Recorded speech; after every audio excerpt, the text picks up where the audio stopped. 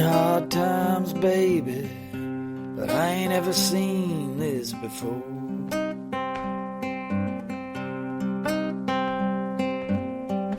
Seen hard times, baby, but I ain't ever seen this before.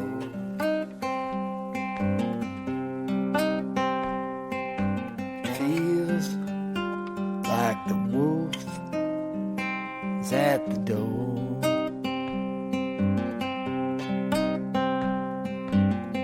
Now I ask you, brother, what are you gonna do when you wake up in the morning and they come for you? Won't be anywhere to hide anymore.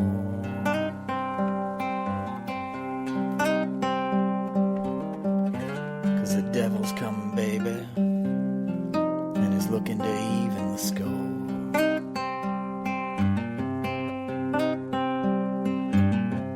But I ask you, brother, if this was the end, would you live your life like there was no problem? Would you just pretend, or would you stand up? Stand up and use your voice.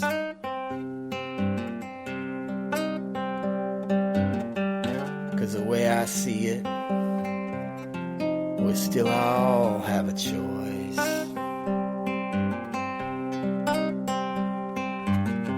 Now let's fight back, baby, with all we have. Let's not let these people do what they're trying to do.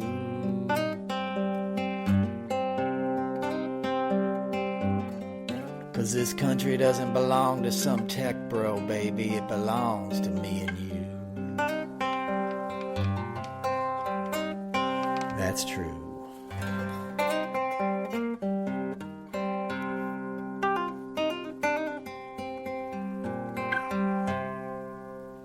Hey everybody, welcome back to the Noel Casler podcast.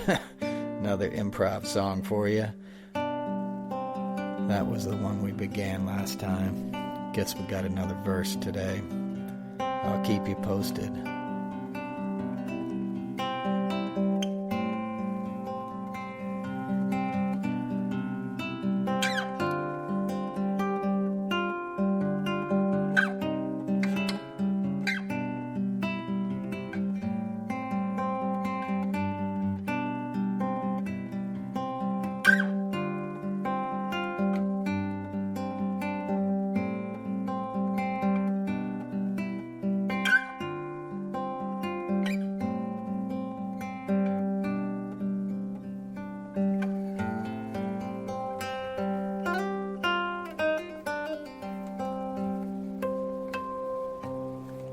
Alright, I'll stop playing now.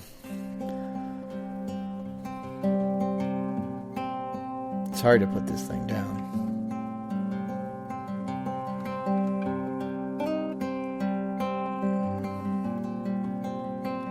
Let's pour one out for the Pope. Pope Francis. Man who spent his life trying to feed the poor. Responded to his position of power with great humility. There's a lot you could be critical of with the Catholic Church, but that dude did it right.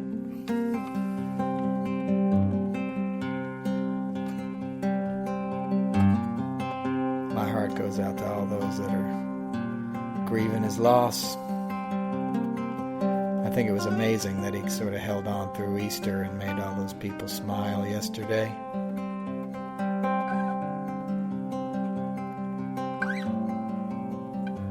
And I wish peace to all of his followers.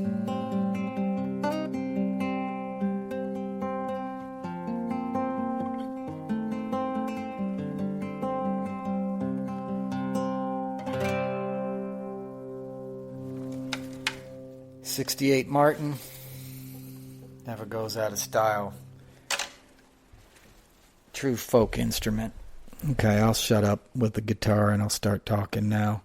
I don't want to, I don't want to make light about the passing of the Pope. I think that's a very serious, moment, because he was an advocate for the poor. He really was. He fought back against the power, and in the Catholic Church in particular, you have Opus Dei and all these kind of ultra-conservative, far-right people trying to claim the mantle, and Pete Hegseth with his Latin tattoos on his gym rat forearms, and, this sort of performative Christianity, or this rebranding of it in terms of these crusaders. Not that that isn't a part of the history, but, they're trying to make a sort of a vengeful, angry religion that allows you to demonize your fellow man, and that's never a good direction, and that's never the real thing. That ain't legit. That ain't the teachings of Christ. That ain't what Easter's about.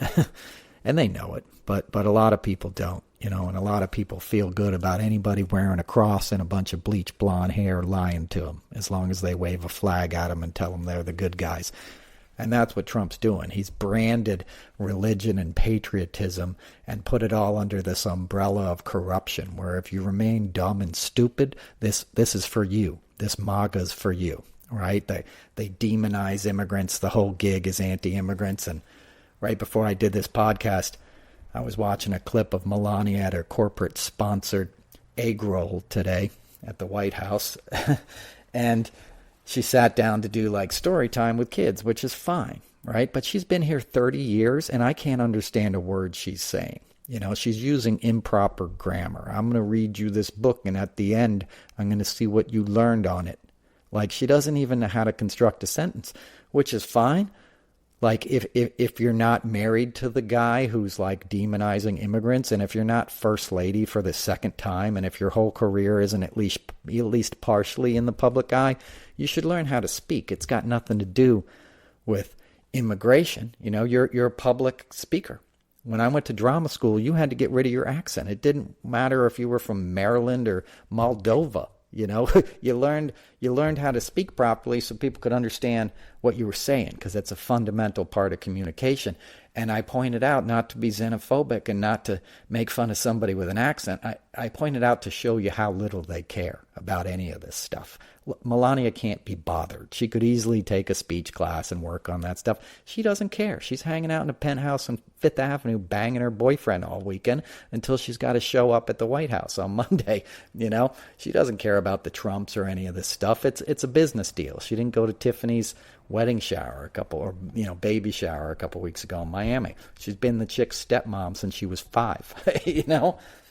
They don't care. It's all performative, but they're counting on people not thinking. As I've talked about many times on this, as I write about in a little more detail on Substack. If you're not reading Noel's notes and you miss me on the podcast, check that out, because that's where my efforts are pretty much these days. As much as I love the comments and people getting involved in this podcast and enjoying it, and I appreciate you doing it, I'm not, it's not something I'm trying to do all the time. I don't think people need to be spending their hours online watching people talk at them. Part of the problem is everybody's got a platform now, right? And maybe it wasn't such a good idea to let everybody say anything all of the time. Because what we have is a world without facts, and a world without a basic, standard of what can be broadcast. And the Republicans saw it coming before the Democrats did, and they took care of the algorithm. They bought those platforms, or they went out of their way to bring in the owners of the platforms to the dark side. The Zuckerbergs, Elon Musk, Google, it goes on and on. So, you can't, it's hard to beat an algorithm. And every day there's somebody I never heard of that I see has got 1 million followers on YouTube, and he's spewing some right-wing, propaganda. It's like a feeding fest, and I've met a lot of the left-wing influencers, and a lot of them personally I wasn't big fans of. I kind of held my nose and did a lot of their stuff, but they were in it for the money and for building their own brands, and more power to you. But the way it sort of dovetailed with the news isn't hurting anybody, or helping anybody rather. It's not fighting for democracy or anything like that. It's making people who are isolated feel digitally connected to one another, but it's not really doing anything to fight back against what we face. And I've seen a lot of these guys rise to prominence, get a bunch of money, and then just be in it for themselves, be narcissists, and, you know, talk about primarying other Democrats and doing all kinds of things to flex their unearned clout because it was sort of handed to them online in a moment of desperation and people looking to do something and get involved. That's a good thing, but you're making PACs rich and platforming influencers. You're not really fighting back against what's happening out there in the world unless you're those people who are out there in the streets. And a lot of them watch this stuff, and a lot of them watch the podcast and get involved in that. So, you know, it's fine on a case-by-case basis. For me and how I feel about technology, it's not something I want to continue to encourage in people. I like Substack. I like writing. I appreciate the support. I like talking to you guys and sharing stories, but I'm not trying to do it every day. Like, get the news from me. I'm your number one source of news. Like, that's bullshit, you know? Don't get your news from somebody talking to you on YouTube or Substack or any of these other things. Get your news from your own, you know, your own reading of several newspapers and looking for the ones that are least manipulative and least sort of podcast trend oriented. Right? You know, and pick and choose who you listen to, and listen to everybody if you want, but just understand what you're doing. You're sort of being entertained. You're not necessarily being that informed. It's incumbent upon everybody to inform themselves. Nobody's going to hand you the bullet points anymore of what you need to know, as much as people want to offer that to you. My recommendation would be that you look for things that resonate with you and that you see as emblematic of a deeper truth and pointing towards a way of living and a way of governing ourselves that you want to be a part of, that you want to spend your energy and your efforts on, you know. And anything that moves in terms of compassion and love and equanimity is the way to go. Selfless service, you know, feeding somebody's ego and branding yourself with a particular, you know, thing is not my cup of tea. And, you know, that's it. You know, you already know how I feel about that. And I said a year before the election that Trump was going to win the election because of this shit. And I still stayed in there and fought as hard as I could. But, like, we have to find another way to connect and come together to stop him. Or we're not going to be able to. And we might not be able to as it is. I don't think most people understand how crucial a moment we're really in. I get that people are freaked out and checked out and doing all kinds of things, but pretending that life is normal and everything is just going to go on is an illusion that is based upon how much privilege you have, in my experience, right? If you know you got a lot of money, even if you lose a bunch in the markets, you're pretty much going to live out what you wanted to live out in your time in this country, right? But if you're at any point in the margins and you don't have a bunch of savings, or you're going to need Medicare or Social Security, you're fucked, man. You know, you really are in an existential threat moment, right? That requires work stoppages, mass, you know, employee strikes, you know, marches on Washington, massive marches on Washington. I love what everybody's doing around the country, and it's great to see it on Rachel Maddow every night. And it's the way to kindle a resistance, but it's not the giant bonfire of outrage that this moment demands. People should be genuinely outraged, even MAGA people. And the challenge of our time is to reach them, reach the hard hearts and the dimwits and the people who have checked out and don't do politics and don't understand why everybody's all freaked out and their liberal friends hate Democrats and stuff. They still see this as a political choice. Like, why can't you just respect my opinion? Trump won the election. All this kind of stuff that they didn't afford us. They didn't say that about Biden. They attacked the Capitol, you know, or looked the other way when he did. They elected the man again who tried to steal, you know, tried to overthrow the government and steal an election, and you handed it back to him. You know, or at least enough people did to make it close enough that he could claim a victory. I'm not completely certain that he won that thing outright. You're not going to do anything about it now, and it's why I said people had to show up in numbers so big that you couldn't challenge it, and we didn't do that. We failed the moment despite the influencers, despite the, you know, all of these efforts that we put online. They didn't add up because you were in a silo, man. They controlled the algorithm, and they were churning out content for the right wing. You know, they keep looking for the left wing's Joe Rogan. There isn't one because Joe Rogan's an asshole and he's going to go where the money is, right? And there's some of those people who would probably take that gig on the left, But like, it's not the same dynamic at play, right? A lie travels faster than hate, and whoever lies the loudest is going to win in this new political climate. And that's what you have to recognize. That's what we're up against. And that requires an intelligence and a wisdom and a compassion beyond something you're going to find on the internet and some dude talking to you. I don't need to see another comedian on TV talking about stuff, that has to do with anything. And I know that's kind of my brand. I'm just telling you where I'm at, so I'm writing more in-depth stuff, I'm painting, I'm thinking about this shit all day long. I'm still tweeting and doing kinds of stupid things online that are a waste of time. I'm just, my only deal with my audience is to tell you the truth and where I'm at, in this ride. And that's where I'm at. I'm scared for the future of democracy. I'm scared for the future of the free world. I'm scared that we have fallen into such a cycle of chaos so easily. The market is a great way to look at that. Trump's an idiot, and he's an addict. The reason I point out his addictions all the time, I don't really care if you're doing a bunch of Adderall and you can do the gig. I've said that a million times. I worked with 70-year-old rock stars. Like, if you need to do something to get on stage and please the fans, it's fine. But if you're living an active addiction, which Trump is, he has the isms.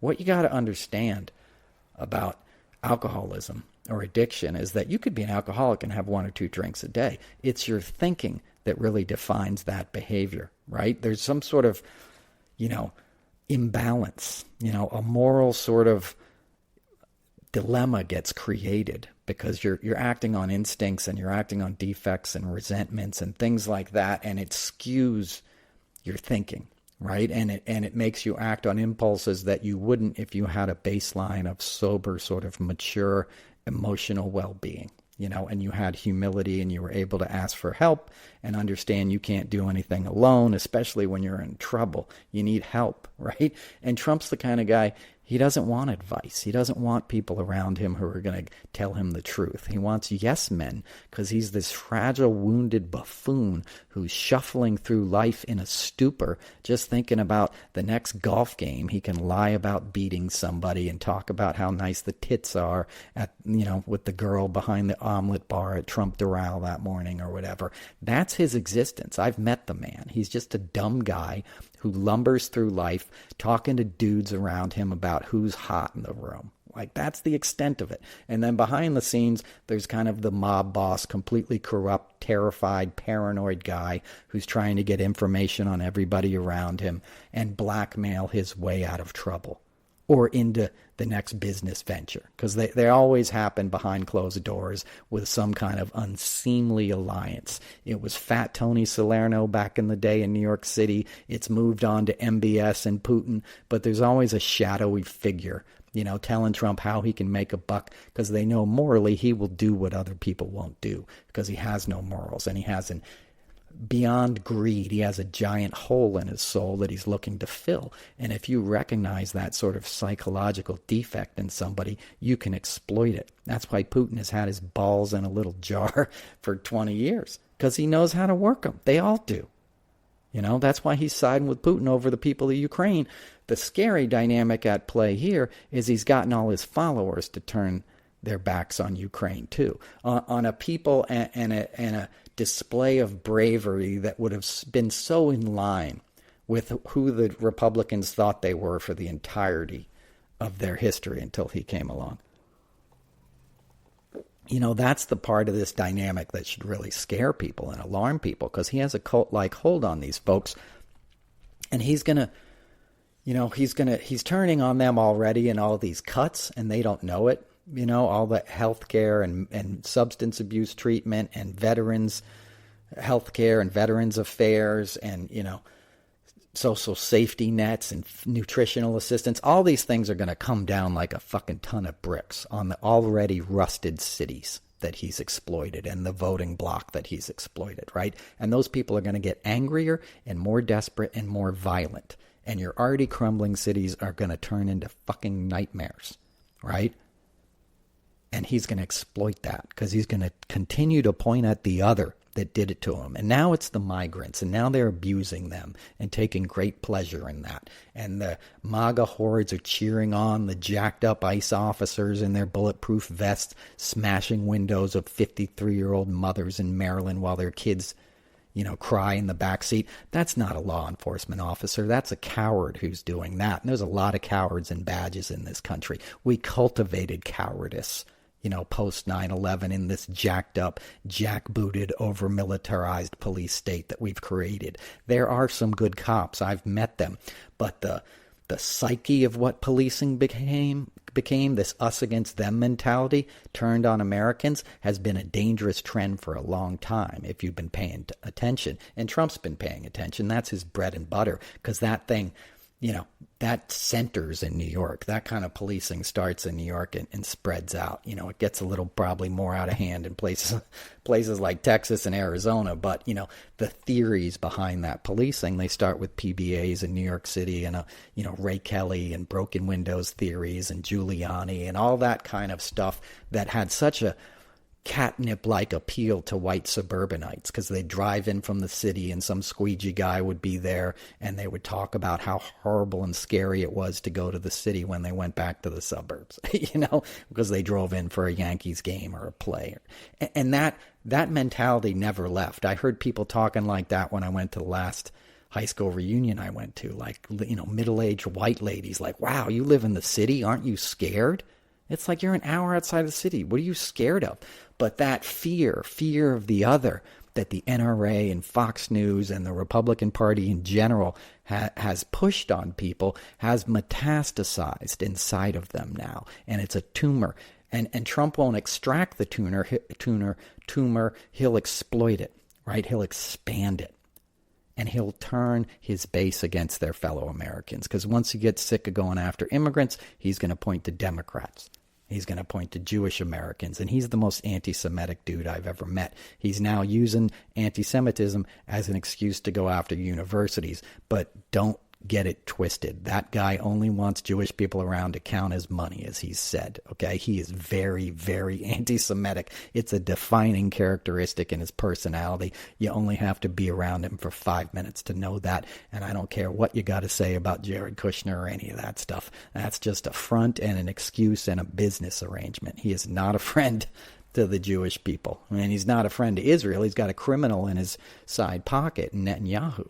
And Netanyahu is going to do all he can to help Trump, build Trump Gaza or whatever kind of horrible thing they have in mind, which is, a whole nother subject to like watching people protest against the Democrats all of last year. Like, you think this is going to be better? Now you got what you signed up for in that. So, it's a horrible situation any way you look at it. But I think Americans are in for a discomfort and, a trauma that we haven't really known before in our country, and we've known some tough times and we've had some horrific things happen, but I don't think anybody really knows what Trump is capable of. And it's one of the things I've tried to explain to people. And the only reason I know it is obviously my experience around Celebrity Apprentice, but it's more like people I knew in New York City, girls that ended up with him in Jeffrey Epstein's house, women who were teenagers at the time, and hearing what they say about him and knowing who he was. It wasn't a secret. That's the thing. A lot of people know what I knew. And in 2016, I tried to get some colleagues to speak out. Nobody wanted to because they're afraid. They don't want to get involved. And he got away with it. And now you've got a monster on your hands. And it's a monster that can be monetized, back to my earlier point. And that's part of the problem we fall into, is he's doing so many outrageous things that you want to hear about it and process it and talk about it. And that's, a lot of that is positive. Don't get me wrong. But it's also easily exploitable. And the algorithm and the internet works on money. They want more and more and more. He knows that. So he knows when the resistance to him is monetized, his messaging is still going to get out there, because there's no such thing as bad news. If you're talking about him, he's winning. That's what you got to understand. So when I do choose to talk about him, I want to make it a nutritional meal as much as I can. I want to give you some way to look at this that you can soberly understand what you're up against and have an awareness as to how deep an existential threat we we face. And as much as you want to think about the horse race and the facts and the politics, and if we could just get these facts in front of people, we'll change their minds. That's just not how this thing's going to play out. You have enough empirical evidence to know that at this point, because you're 3 election cycles into this guy. It doesn't matter that he's unpopular on the economy and all these things in the poll numbers, right? They still show up and vote for him because it's a cultural thing. It's a lifestyle brand, and it goes to the core of who these people are that vote for him. And one-on-one, these guys are fine, more or less. Talk to a Trump guy one-on-one, they're fine. But as a voting bloc, the ignorance takes over, and it's this mass hysteria and mass sort of delusion that, hey, how bad can it be? He's waving a flag, and all I've heard for 4 years is how sleepy Joe Biden was and whatever. Yeah, he was pretty checked out, right? But the policies were working, and he had long people, smart people, making them happen. The legislation was working. We were jumping out of a giant ditch that Trump drove us into. 1 million people died. The world's economy got shut down in the COVID pandemic, right? This guy didn't do anything to help that along. Biden comes along, gets a bunch of bills passed that get people back to work, get them back into new pickup trucks, get them back on the job site, makes sure it's an equitable recovery, right? So these federal dollars aren't just being grifted or spent on their buddies, and they're not hiring any minorities or anything. He was spreading the wealth around, and he was representing people, and he was working on environmental injustice, climate change policies, cancer rally in Louisiana. It's a 95% chance you're going to get cancer if you live in Cancer Alley. And it's like 100% African-American people in those communities. This government hasn't done anything to help them in a long time. Biden was not moving fast enough, but he was moving in that direction, and he was directly addressing those issues. That's all off the table. That's all gone. Trump is not only rolling that back, he's shutting down the agencies that enforce that stuff. Lee Zeldin is not an EPA agent. He's somebody who's in there dismantling the EPA. And people don't understand how that's going to affect their lives. They're going to find out. And it's not just the other. That's part of the thing, is that there's so much outward racism in their policy that it doesn't sink through to the white folks who's like, what do I care? You know what I mean? Well, you're going to care, because he's going to come for you next. They're going to keep building more plants, and they're going to run out of black neighborhoods to build them in, so they're going to build them next to the trailer park in the South, as they've always done anyway. Trump did this ridiculous photo op with coal miners at the White House a few weeks ago, and he's like, if you gave these guys a penthouse on Fifth Avenue and a better job, they wouldn't even want it. They like being coal miners. Has an American president ever been so stupid and out of touch?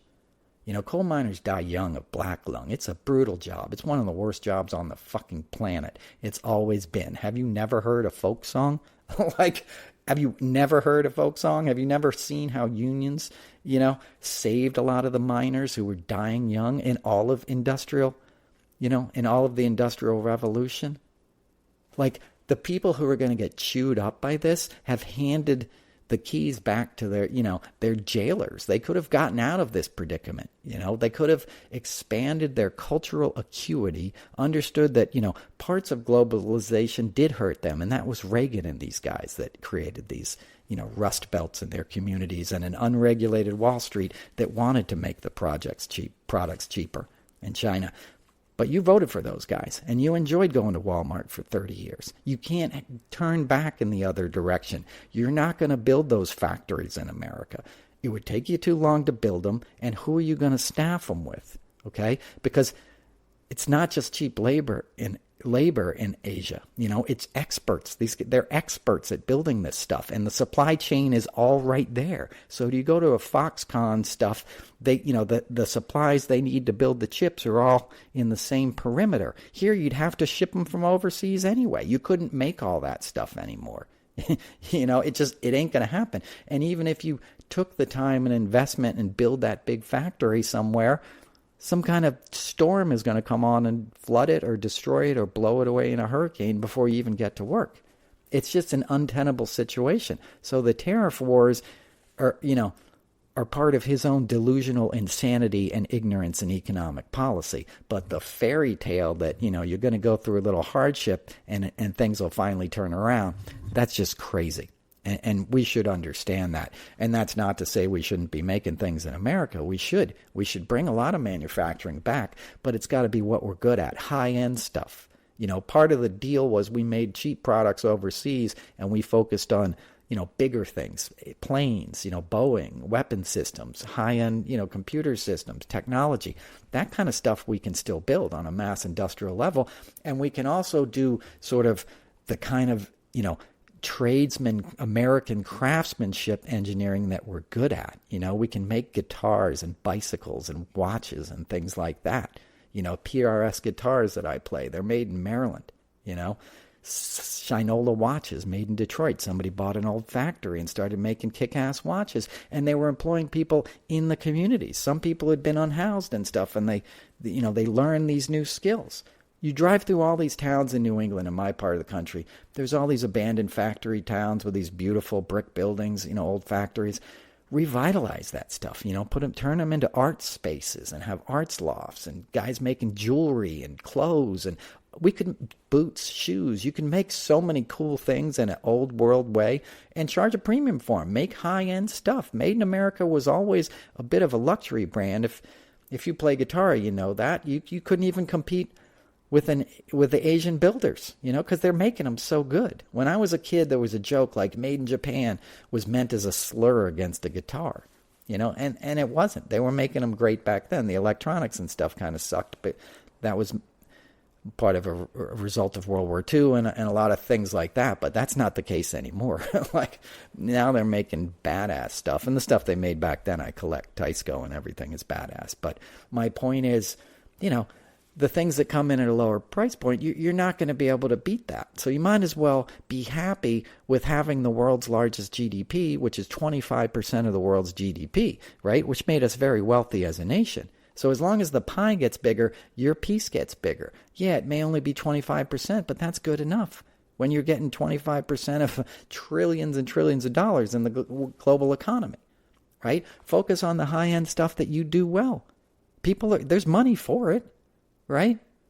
And the cheap stuff is killing the planet anyway. All that plastic crap at Walmart isn't doing you any favors, and there's enough of that already created. We all already have enough clothes. If I buy clothes now, I try to buy nice stuff that's built to last, made by hand somewhere in Europe, or at least the materials come from Europe. I'm not buying just fast fashion, and I bought a lot of that stuff. I worked in showbiz, I'd be running to Uniqlo every time I needed a black shirt, and I got a whole closet full of that stuff that'll last me the rest of my life. I don't need to bring it anymore, and most people don't,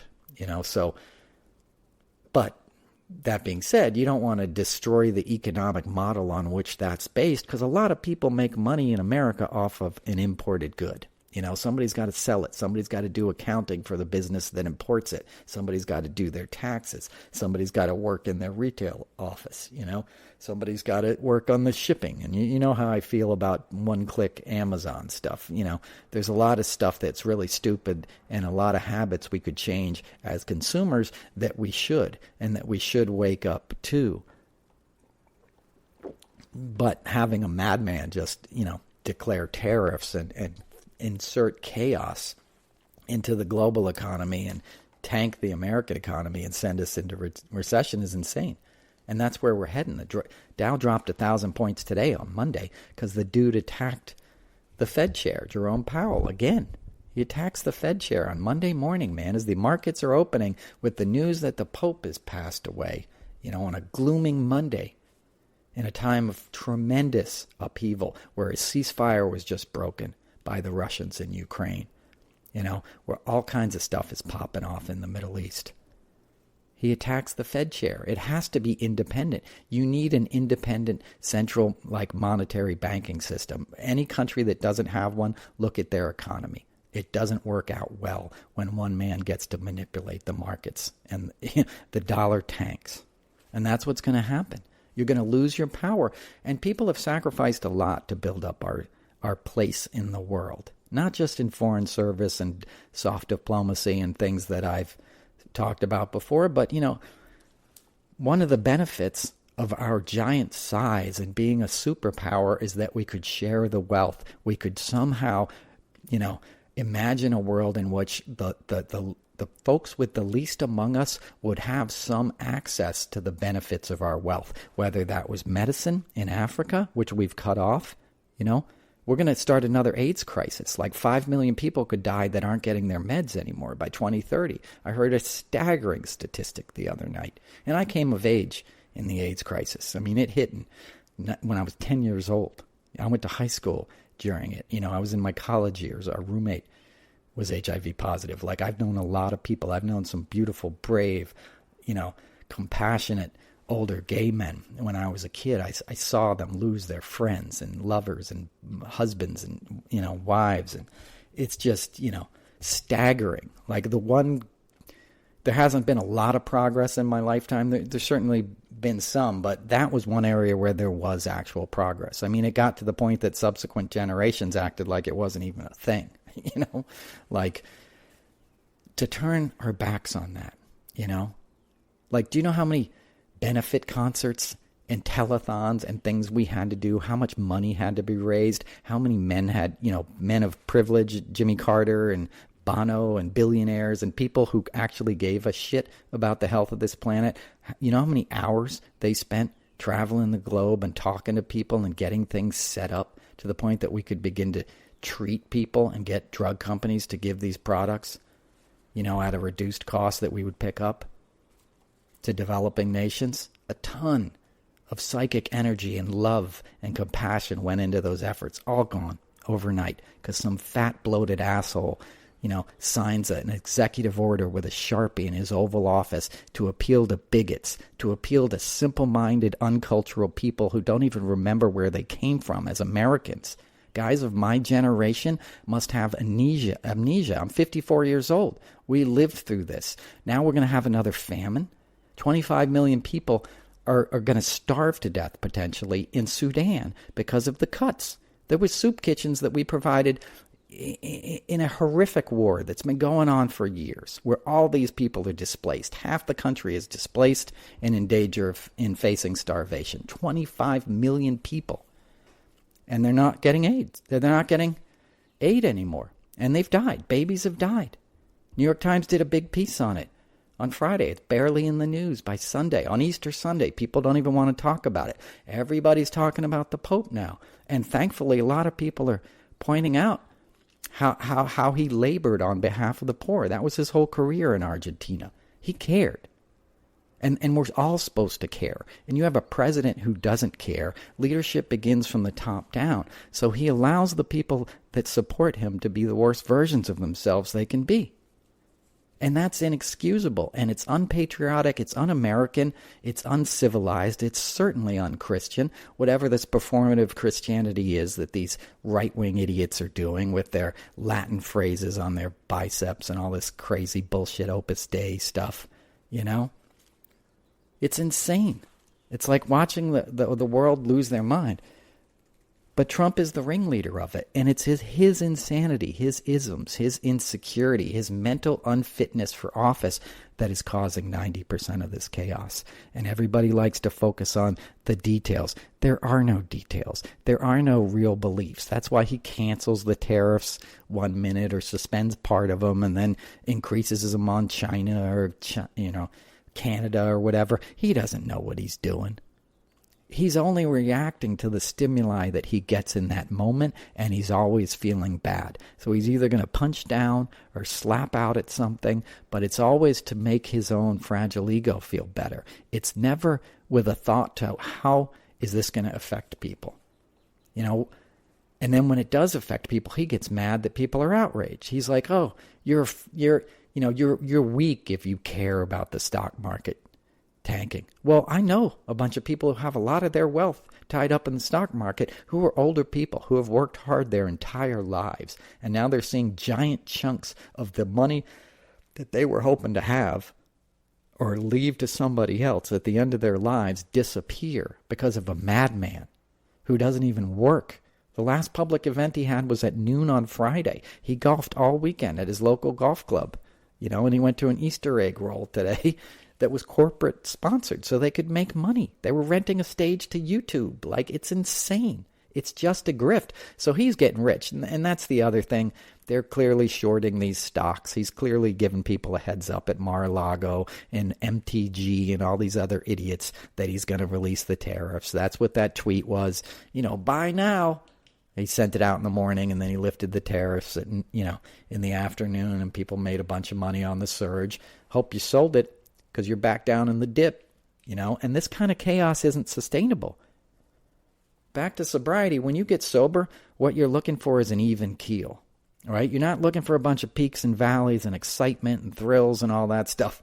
That shit just gets you in trouble. You want steady, man, slow and steady. And we had an economy that was growing. Under Biden, it had grown for like 13 straight quarters or however many. I don't know. That math probably doesn't add up. But, there was a lot of consecutive quarters of growth. And that's what you want. Slow and steady, moving up. Just that arrow coming up. You don't want it going up and down and everything. That's volatility. It's easy to make money off of volatility if you know what you're doing and you have a lot of capital to play with, which is all of his buddies and all of Palm Beach and stuff. But if you're a steady Eddie and you just want to look at your 401k growing, you're in trouble. And that takes a toll on people. It takes a psychic toll. It makes people suffer. It makes people feel less secure in their old age. And that's not even to mention what he's doing to Social Security and throwing all of that system into chaos with Doge and Elon Musk and, elderly people having to stand outside for 4 hours in Arizona only to be told to come back and stuff. He's torturing people. I know what it's like in midlife to worry about, like, keeping my health insurance and things like that. Like, I know how much psychic fear I go through with those kind of details. I can't imagine, like, dealing with that 30 years from now. And that's what you're doing to people. These aren't people who have a ton of stuff, but they just have enough, and they need that Social Security check. And you're putting that into danger and saying, no, you can't call up on the phone. You got to go in person.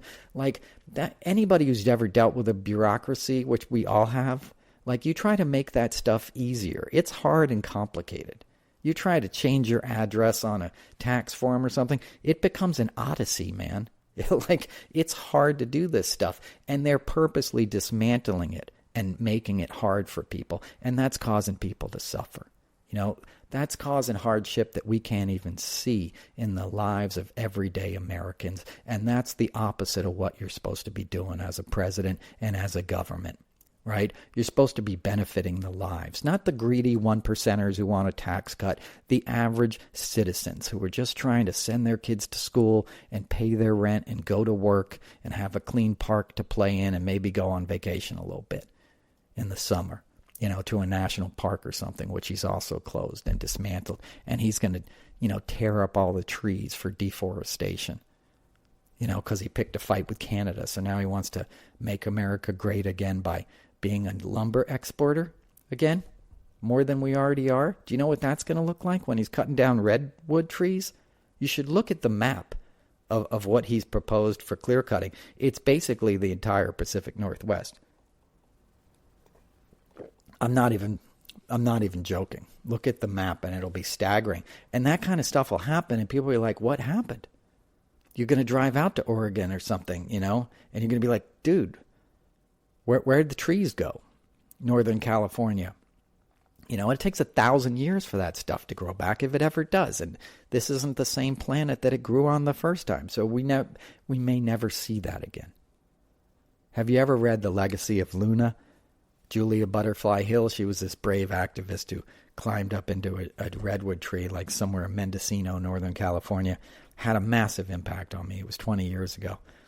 And she wrote a beautiful book about like how much wisdom she learned living up there in the trees. And Bob Weir and Bonnie Raitt, a bunch of hippie kind of musicians, from the ilk that I was a part of in terms of being a roadie and road manager, Jackson Brown, those kind of guys were all, into her cause. Bob Weir was I ran into Bob Weir in Ted Kennedy's office in the late 80s. He was a big rainforest, helping save the rainforest. He's always been a very environmentally hip guy. But what this girl did was like she gave a voice to the wisdom that you can find in the forest and in trees. And if that sounds too hippy dippy for you, fine. Go spend some time in a forest and tell me, tell me what you come out with, right? Because there's a reality there that we don't fully understand, but certainly don't have the right to cut down. These things are cathedrals, a forest. You walk into a forest, it's a cathedral.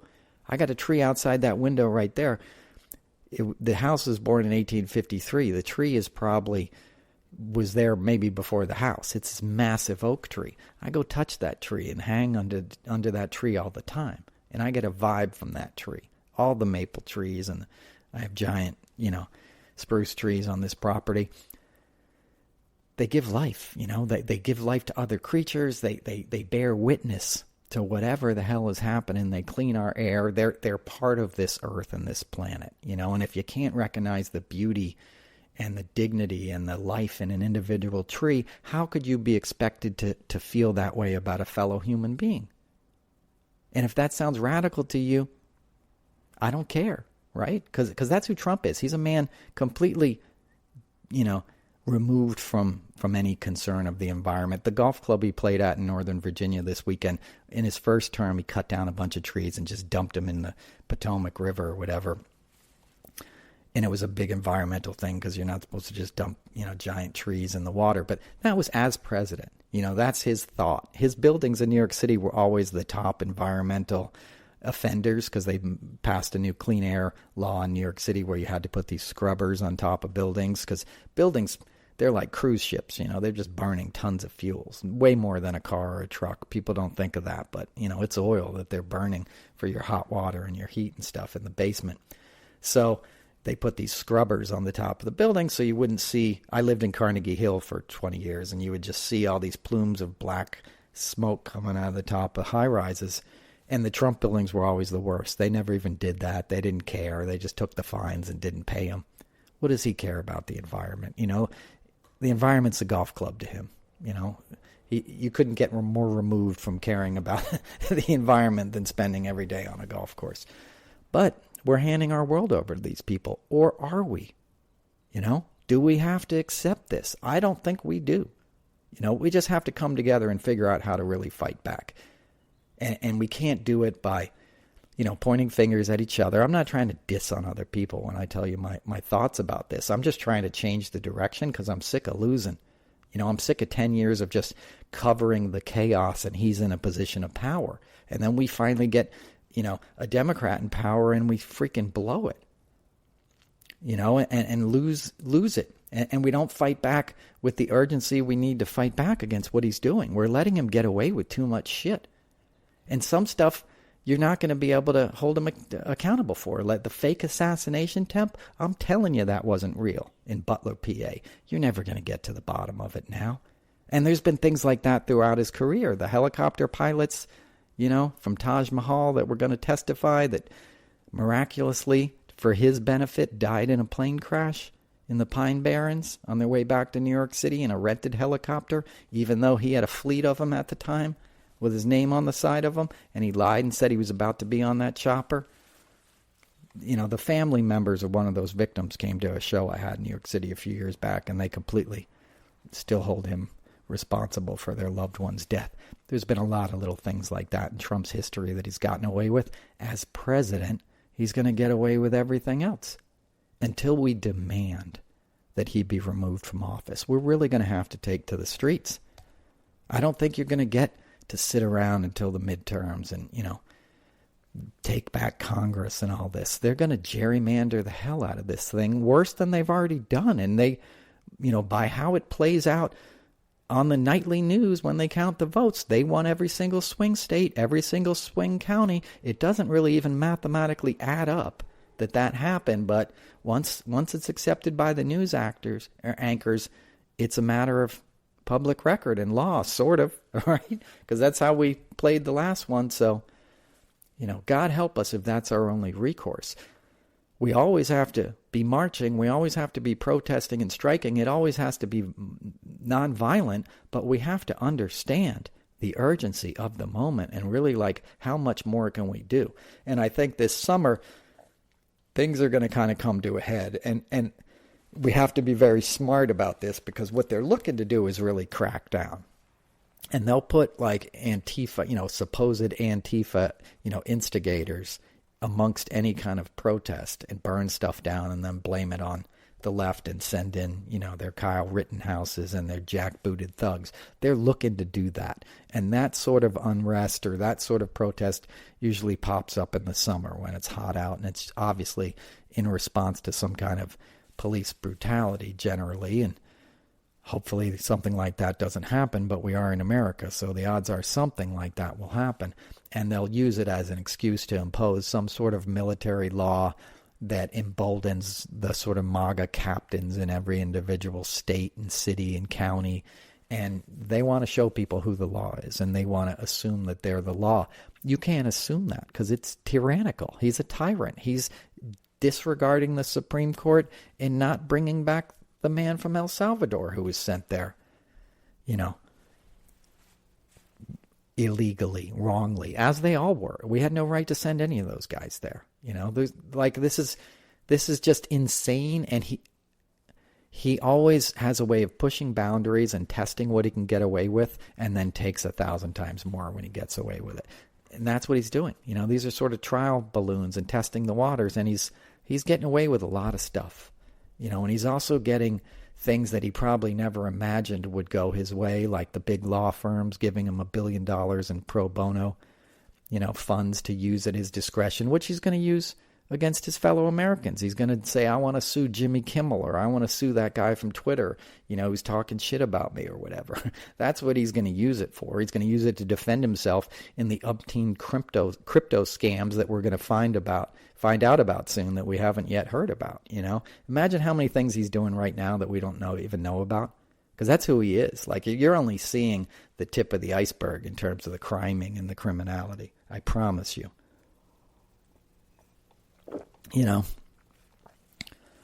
We have to accept reality as it is, but we don't have to, labor under such, false and tyrannical authority, because he doesn't deserve the power he has, and he didn't get it fairly.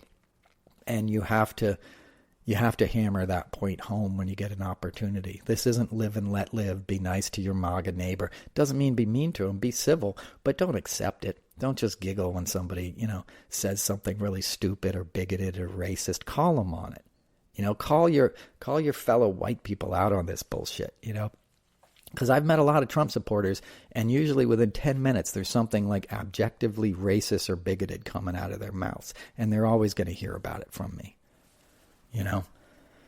So I don't go to a lot of barbecues, but you know where we're at. You don't need me to tell you that. I appreciate everybody who's reading Noel's notes. I keep doing that every week. It's every Sunday. It's coming out. I'm going to do more of that stuff. That's where I'm at. I'm just hanging in here like everybody else. You got to deepen your ability to love and feel compassion. If you've ever read Pema Chodron, when things fall apart, it was like about, if you go through a divorce or something like that, it's this painful moment, and there's always an opportunity to sort of close your heart and recoil from life. You don't want to do that. You want to open your heart. You want to expand your awareness. It's like judo. That's how you use the force of whatever sorrow or bad thing is and turn it into something good. You have to be like an alchemist with this, and everybody has to find their own way of doing that. There's no set way, but there is a way where you can channel that sort of energy, right? That outrage or that heartbreak or that sorrow. You can learn how to communicate and express what you feel about something and how you want to change it for the better in a way that's going to reach somebody else's heart, that's going to make them think. And there's a myriad ways to accomplish that. And that's what we need to do.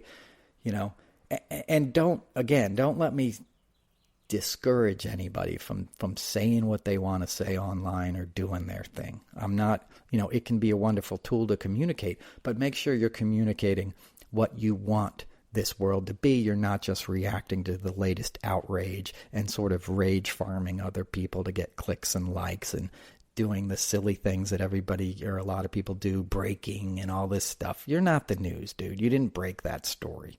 Okay, that came out in the New York Times and you read it like everybody else. Just back off, figure out what you can really do to add something positive to the conversation, and then you're doing everybody a favor, and everybody has that voice. The problem with the internet is a few voices get bigger than the others, and the algorithm only rewards those voices, so other people feel less heard, and the people who maybe shouldn't be so heard have an outside, audience, and that never works out well. That's how you end up with a guy like Trump. He's so successful because he's famous, right? A lot of the people that voted for him were like, he's the famous guy from TV. A lot of the stuff didn't go beyond that. They knew he was from TV, and he seemed more like one of them than the people he was running against, who they felt were out of touch and elitist. And that might be correct culturally, but their policies would have benefited you, So you should have just gone with the snooty, lady from Yale, or the guy with the fancy degree from Harvard who might have seemed erudite to you, but was, trying to give you health care and improve this country. Or the old doddering old dude who was trying to give you jobs, who'd spent 50 years getting major pieces of legislation passed in Congress. Who was vice president for 8 years, who knew the gig, who clearly, stayed around too long, but, that's a whole nother episode, but man, just, be very aware, be very,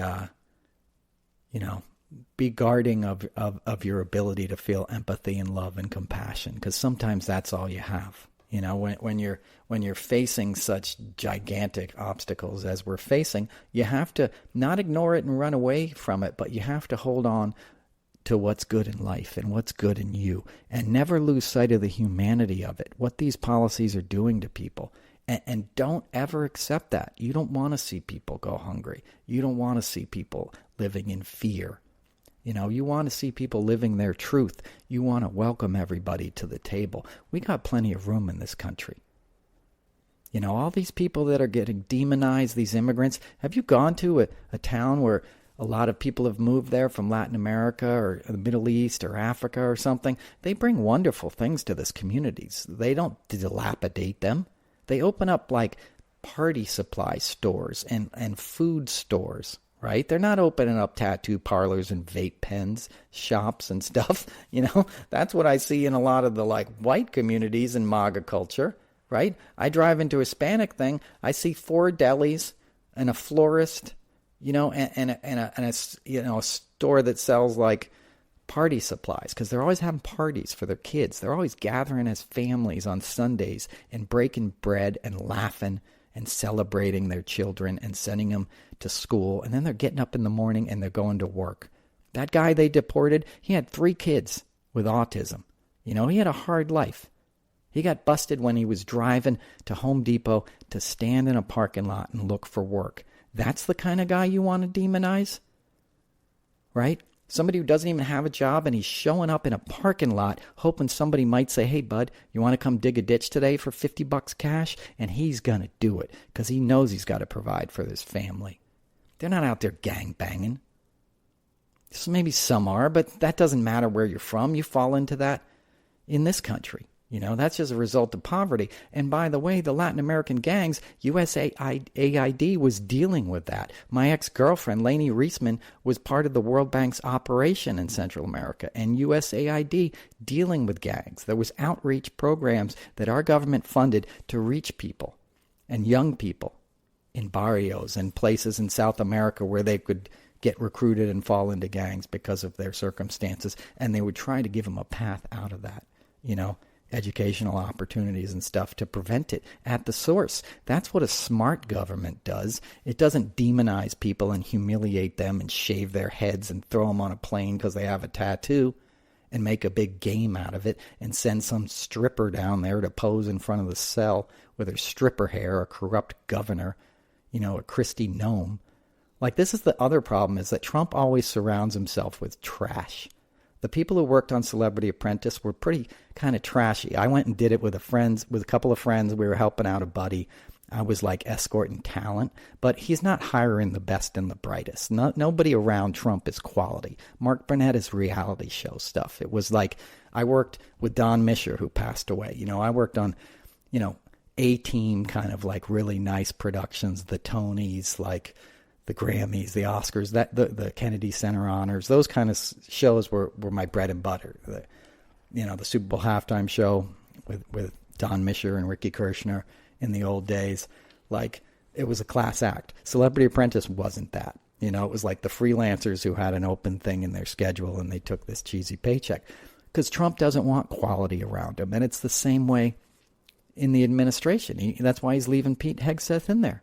The guy's on chats with his girlfriend and his brother-in-law talking about, you know, military secrets. It's just absolutely incompetence. It's dangerous. It's the most dangerous government we've ever had in this country. It's having real-world effects across the globe. Millions of people will die already probably because of Trump's policies. And what we have to decide is how many of those people are going to be Americans. Because it was 1 million last time. And he got away with it. And he's president again. And on Friday, he took all the COVID information off a website and started putting like crazy conspiracy stuff about Wuhan lab leaks, and Dr. Fauci was behind it all, and just insane stuff. That's on the official website, you know. And that pandemic was just the beginning. There's more to come, but you'll be defenseless this time. So how much of that do we want to accept? The choice is ours, you know. To what extent the choice is ours, you know. I'm not gonna like, you know. It's the 11th hour. It's not like our destiny is completely in our hands, right? But we do still have an outside chance of turning this thing around before it's too late, you know? I don't want to get you overly freaked out, and I don't want to, you know, overly bullshit you either. It's getting dark.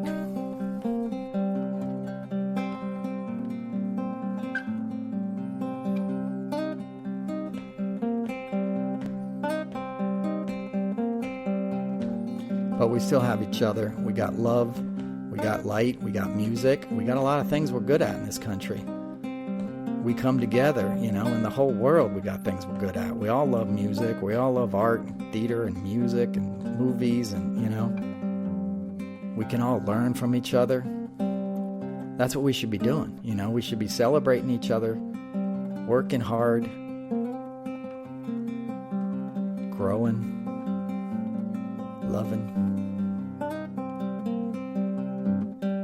not regressing, you know, and the world's regressing. You know, we're in a tough moment. Don't buy the bullshit. Fight back. You have more power than you think you do. Change everything about your lifestyle if you don't think it's helping enough. You know, get radical. Now's the time for it. But always do it with an open heart. Always do it with love. You know, read that Pema Chodron book if you need some tips, or Anthony DeMello or somebody, you know.